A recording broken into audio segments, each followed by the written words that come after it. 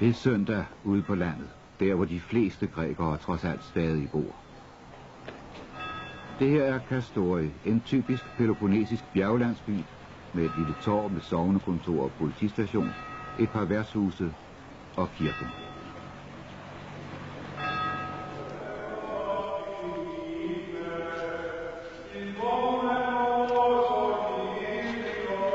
Der er vokslys til 2, 5 og 10 drakmer, og ingen kommer ind i kirken uden at gøre korsets tegn for sig og kysse ikonen ved indgangen.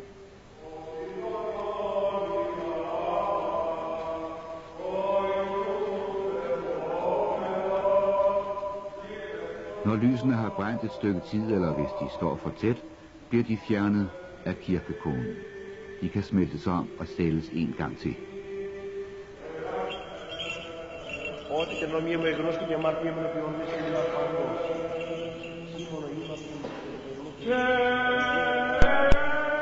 Præsten står foran den hellige port ind til alteret. På skillevæggen hænger ikoner af helgener og engle, og det er i en ortodoks kirke disse hellige mænds og kvinders og menighedens bønner, der sendes til himmels med røgen fra røgelseskarret.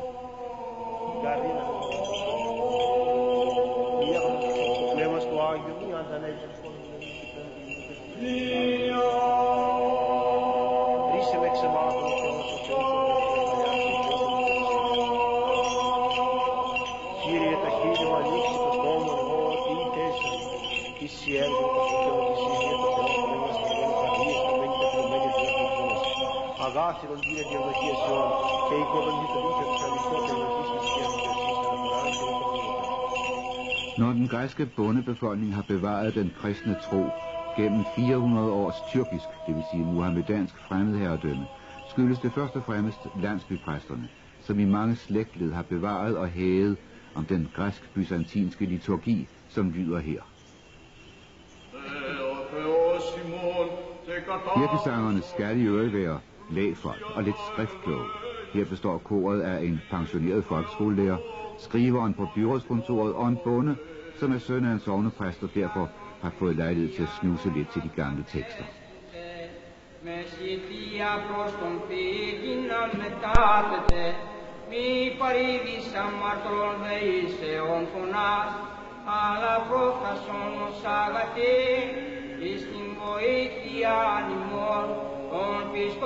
Menigheden er skilt i en kvinde- og en mands side, og den består fortrinsvis af gamle og af skolebørn. De unge og mest arbejdsduelige er rejst bort fra byen, så Kastori frembyder alle tegn på at være en langsomt døende landsby. Hvilket formentlig vil sige, set med en sognepræsts øjne, at det ligger lidt tungt med barnedåb og bryllupper, men noget bedre med begravelser.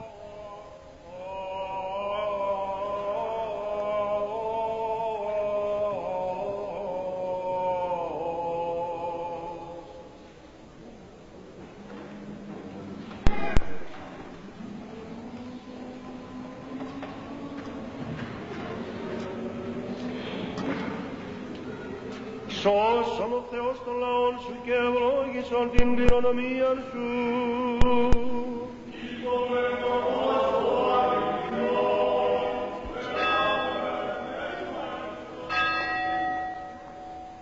Kirkesangeren er ikke bare pensioneret lærer. Han er byens førstemand og borgmester.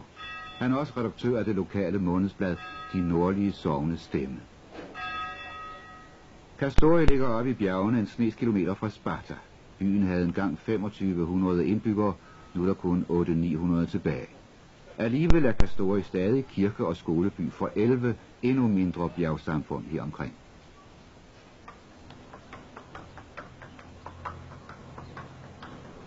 Bønderne bor inde i landsbyen, ligesom i Danmark før udflytningen for 200 år siden. Så mange af dem har lang vej ned til deres marker på det, de kalder sletten. Det er formentlig den slags folk, EF's eksperter har haft i tankerne, da de udformede EF-direktivet om bjerg- og højslettebrug samt landbrugsdrift i mindre begunstigede egne. Οι αγρότες μας βρίσκονται σε μια υποανάπτυκτη κατάσταση.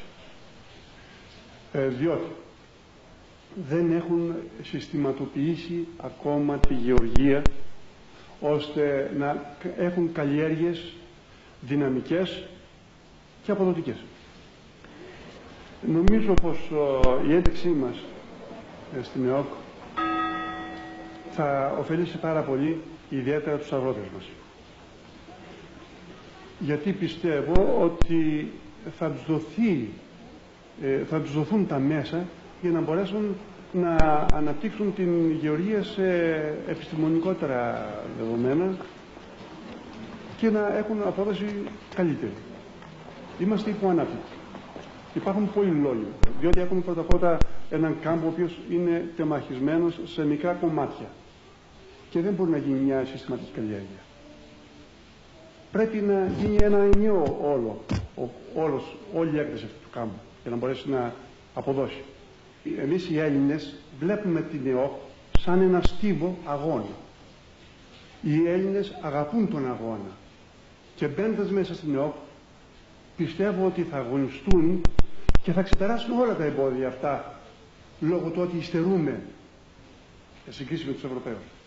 Και μην ξεχνάμε ότι η Ελλάδα έχει περάσει 400 χρόνια σκλαβιά και γι' αυτό έχει μείνει πολύ πίσω. Άλλωστε ήταν πολύ μπροστά. Ίσως δεν και μπροστά από τα πιο προδευμένα κράτη της Ευρώπης. Sletten neden for Kastorøy er mange steder så stenet og ufrugtbar, at den kun kan udnyttes af får og oliventræer. Og det ser ret tilbagestående ud, men det er nu ikke tyrkernes skyld.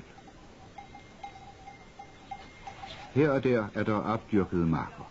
Her er Christos Apostolakos ved at undersøge sine auberginer. Han dyrker også andre ting, lidt hvede og majs og oliven, men det sker på helt andre marker adskillige kilometer herfra. Til hjælp har han svogeren Jordis Lampos, som har et par jordlodder ved siden af. Og svogerens kone Dimitra, som er ved at plukke salatblade, som skal med på torvet oppe i landsbyen i morgen. Så de hjælpes alle ad. Men alligevel deler Apostolakos ikke sin borgmesters optimisme med hensyn til fællesmarkedets velsignelser. Εάν ο Έλληνας αγρότης δεν μπορέσει ή δεν τον βοηθήσει, μπορώ να πω, η ελληνική κυβέρνηση να εξυγχρονιστεί κατά κάποιο τρόπο, θα μας πνίξουν οι άλλοι Ευρωπαίοι. Κοιτάξτε να δείτε, όταν ο Έλληνας αγρότης πληρώνει πολύ ακριβότερα τα καύσιμα από τον Ευρωπαίο και γενικά τα μηχανήματα είναι πολύ ακριβότερα από τους Ευρωπαίους, τα πληρώνει, δεν μπορεί να συναγωνιστεί ποτέ τον Ευρωπαίο και επομένως θα χάσει. Det virkelige problem er, som Apostolakos udmærket ved, at hans jord er splittet op i 6 forskellige lodder, og at der går en forfærdelig masse tid med at komme fra den ene mark til den anden.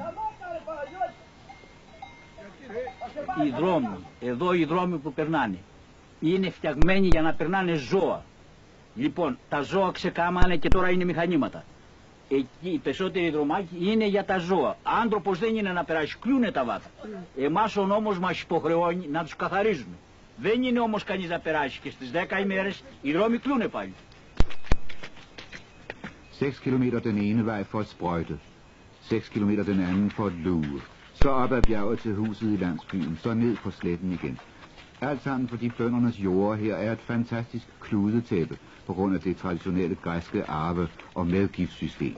Alle sønnerne, ikke bare den førstfødte, skal arve, og døtrene skal også have deres arvepart, men allerede ved deres ægteskabs indgåelse som medgift. Så resultatet er, at mens den gennemsnitlige EF-bonde har 18 tønder land i reglen i et stykke, så har den græske gennemsnitsbonde bare 6 tønder land, men fordelt på 5 forskellige marker. Men hvad vil Apostolakos gøre ved det?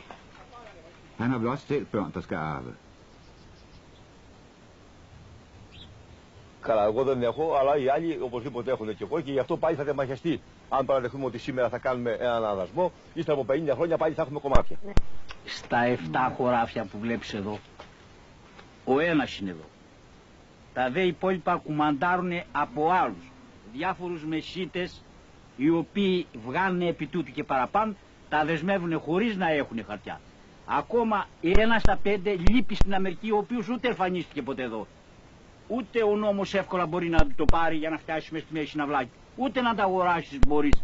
Είναι χωράφια εδώ που είναι οι άνθρωποι στην Αμερική και δεν ξέρουμε κι αν ζουν ακόμα.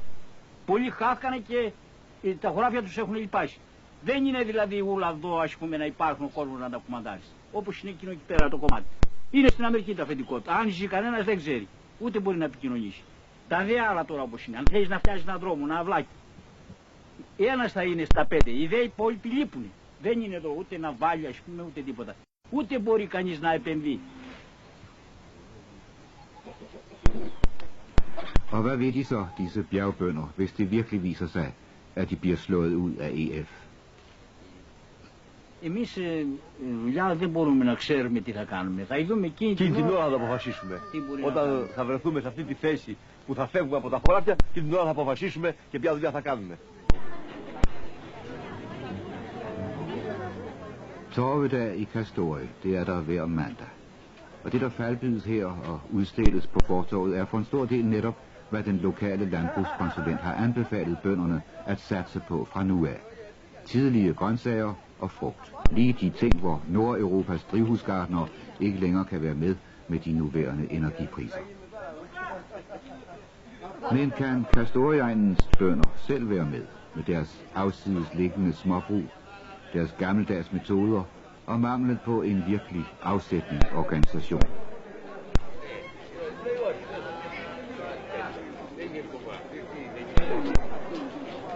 Torvedag er også den store værtshusdag, og mens de venstreorienterede har deres café, samles torvebønderne nede hos brødrene Økonomakis.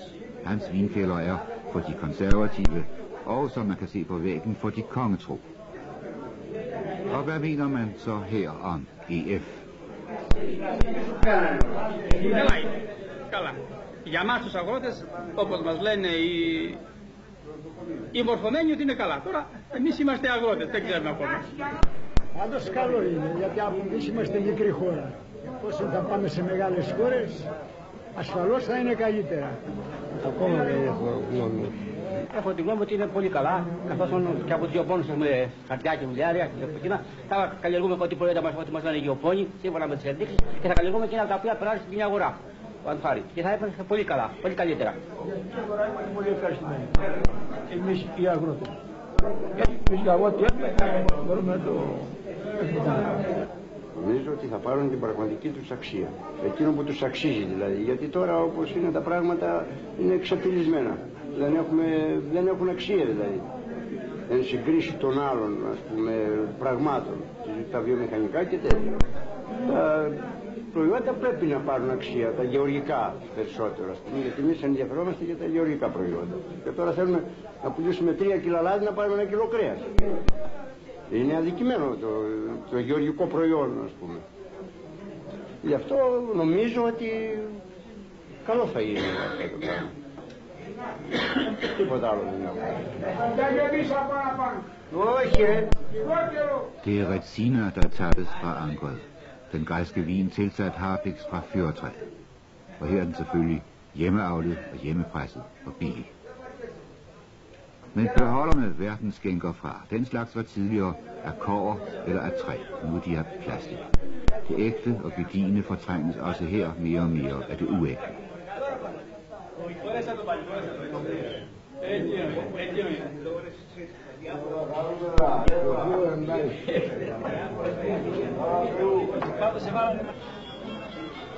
Udenfor på gaden er det rullende supermarked nede fra Sparta kørt i stilling med transistorradioer og brødrister og amerikanske og europæiske toiletartikler, og et hav af billige bijouteri og galanterivarer af et ofte utrolig vulgært udseende.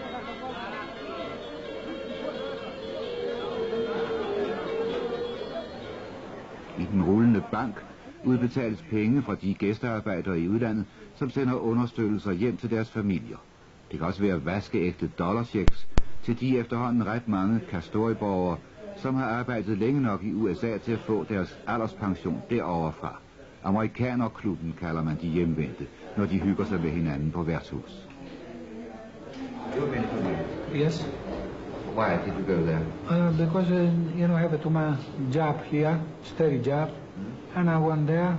I found better job and more money, and I stay 12 years, and I come back because my father passed, and I think I go back again because no industrial for young people in this town. Mm-hmm. What kind of job did you take over there? Butcher. And I have 2 jobs. I do. And I work in liquor store too. 29 years in America. That's a long time. Back 1.5 years now over here. I like my country. Where did you live? Work in restaurant business in Asbury Park, New Jersey. Asbury Park, New Jersey. 10 years in Canada, 8 years America, Washington. Oh, so you've seen both sides of the border. What were you doing in Canada? It's good. Butcher. Living 20 years. America, Where? New Jersey, Asbury Park, New Jersey. I work in a restaurant, kitchen, in a restaurant. I take in Social Security. Yeah. I like in my country. I was not America, I was to Canada. Canada. In Toronto. What? Toronto, Canada. At what did you work at? Or with? I did a painting job. Paint. Are you home now for good? You stay here or? Yes, I stay here. Why did you come back? Here is my country, you know. Sure. I born in Castoria. And I like it better than Castoria. Why did you come back? Γιατί σταμάτησα να δουλεύω όταν πήρα τη σύνταξη, σταμάτησα να δουλεύω. Μου αρέσει πολύ καλύτερα να έρθω στην πατρίδα μου, με τους δικούς μου, με τους φίλους μου, με τους συγγενείς μου, με όλα αυτά τα πράγματα. How many years were you in America? 12. You were there 12 years, but you preferred to speak Greek. Ναι, δεν ασχολήθηκα να μάθω Αμερικάνικα γιατί δούλευα σε εργοστάσιο που ήταν Έλληνες. Δεν μου άρεσε, δεν μπόρεσα να μάθω. Και μου αρέσει καλύτερα. Δεν ξέρω λίγα, αλλά δεν μπορώ να τα καταφέρω καλά. Και έτσι προτιμώ καλύτερα να μιλάω φύγησα. Skolen er bygget for amerikanske dollars og græske drakmer i skøn forening. Opført ved hjælp af bidrag fra bysbørn i Amerika og borgere her i Castoria, står der på tavlen. Og uden de amerikanske bidrag ville denne skole næppe være blevet til.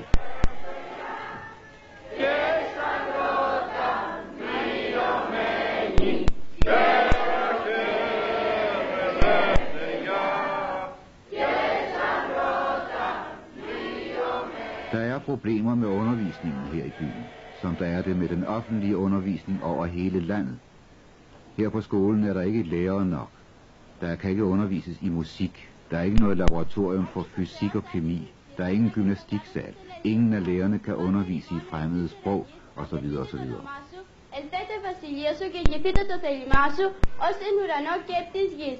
Τον άρτον ημών των επιούσεων δώσει εμείς σήμερα και άφηση μη τα οφειλήματα ημώνας και εμείς αφίαμε τους οφειλέτες. Men i dag er der ingen undervisning. Eleverne øver sig i stedet på deres deltagelse i morgendagens nationaldagsfestligheder, som foregår dels i kirken, dels omkring krigsmindesmærket i hovedgaden, hvor de skal synge nationalsangen, opføre folkedanse, og hvor Panagiota Giannulli skal deklamere, for det plejer hun jo at være så god til. Τούτο δεν ήταν παραμύθι να το τραγουδούν οι άνεμοι σε δάση βουνών απάτητα. Δεν ήταν θρύλος σε ηλιοπερίχητους ακρόγιαλους να ακουστεί. Άστραψε και βρόντισε ο ουρανός 28 φορές το μήνα Οκτώβρη του 40 και φάνη μες στα κρούρανα στάρματα ολόρθη η Ελλάδα.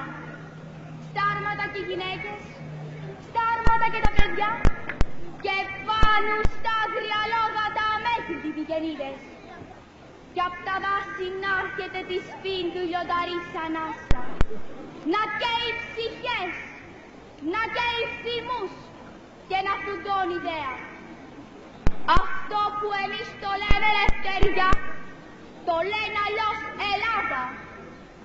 Αγάπη για τον άνθρωπο, τις δουλειές, τα αρχαία μάρμαρα, αγάπη για τα κρύα νερά, τα ελάτια, τα μουδερά προγιάλια και το χώρο το κλέφτικο. Κι ώσπου να ανοιγοκλείσουνε τα βλέφαρα, βαστά το μέτρημα. Απ' τη ζωή στο θάνατο, για την τιμή να ρίχνεσαι στα ζάλογα.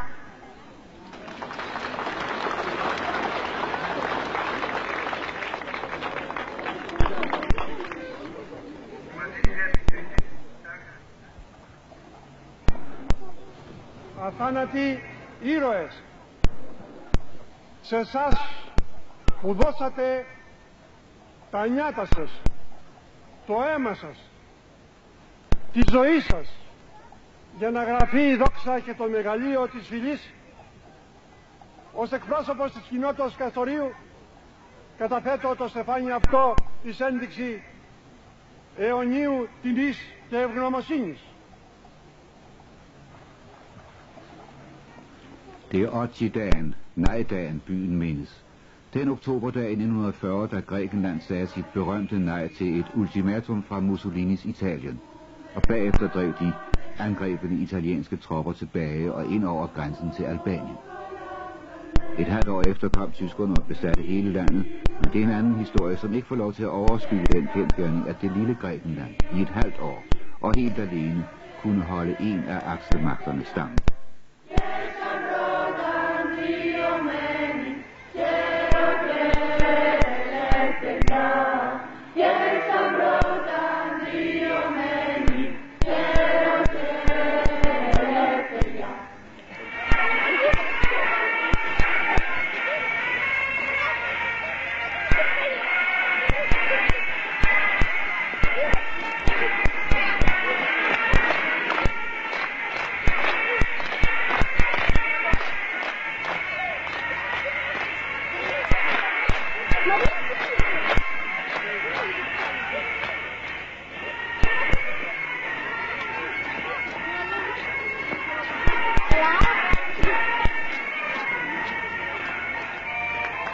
Dværgen er den afholdte og agtede viceborgmester og skal derfor sammen med de øvrige honoratiores inspicere skolebørnenes parade. Og den udmarch er næsten symbolsk. Om ganske få år er disse piger og drenge marcheret ikke bare forbi byrådet, men forsvundet helt ud af Kastorie, til et job i Sparta eller Athen, eller måske helt til Amerika, hvor der allerede er millioner af landsmænd. For Grækenland har aldrig været stort nok eller rigt nok til at kunne huse alle grækere.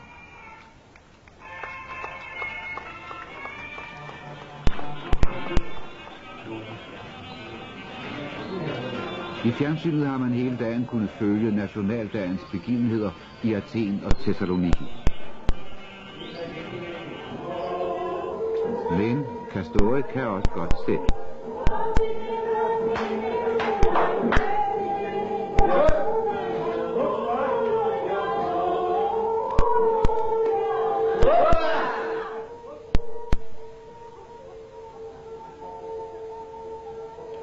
Der er ikke ofte fest i byen.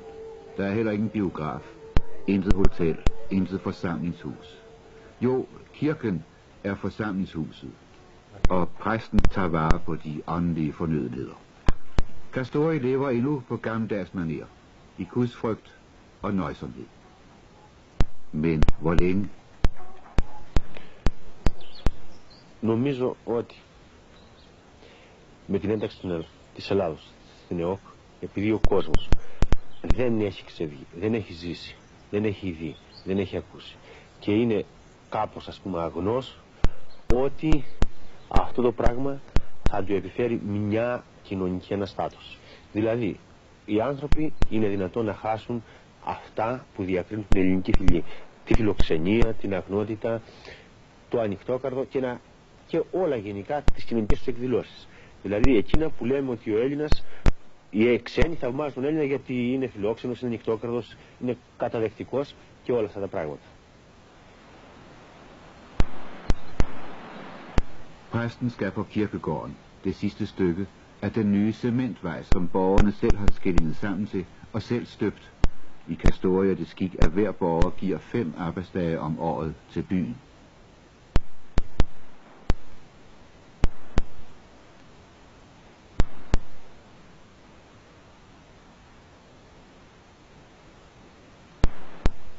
Også for de døde gør de efterladte, hvad graver og kirkegårdskontorer udfører andre steder.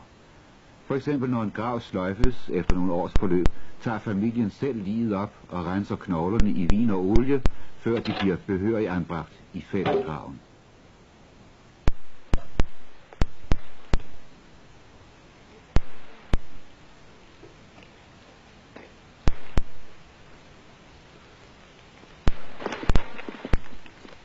Der pusles med stor omhu om gravstederne her. Enkefru Komyda mistede sin mand for et par år siden. Han var arbejdsmand og almulig mand i byen.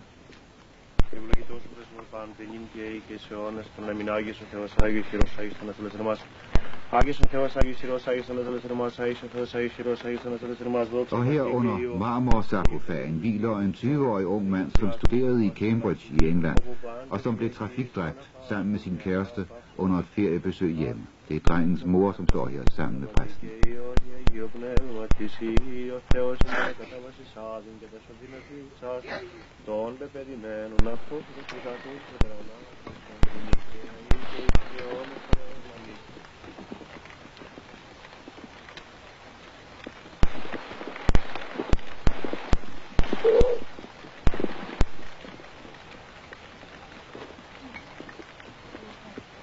Με σώματα του Κυρίου δεηθώμεν, Κύριε Χριστός, στον πνευμάτι που ασαρκώ στον χάνο, κατά πας διάβολο καταργήσας. Σε παρακαλώ. Ευχαριστώ. Αυτά είναι όλα τα όνειρα και αγάπες και τα πάντα. Σπουδές.